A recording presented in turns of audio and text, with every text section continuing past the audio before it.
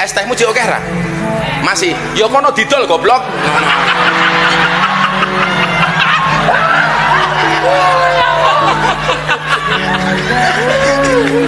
Dolen dhisik, engko larong payu wis takdir.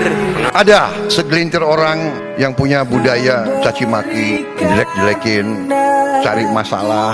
Padahal saya percaya mereka ini mungkin sudah ditutup hatinya, ditutup matanya. Saya tidak paham mereka itu. Kesulitan, kekurangan kita akui, kita atasi bersama. Koreksi, kita koreksi. Tapi bangsa yang besar janganlah mempunyai adat, mempunyai kebiasaan caci maki antara kawan, caci maki dengan pemimpin. Caci maki itu saya kira tidak baik. Itu bukan ajaran agama kita, itu bukan ajaran agama-agama lain pun. Saudara-saudara,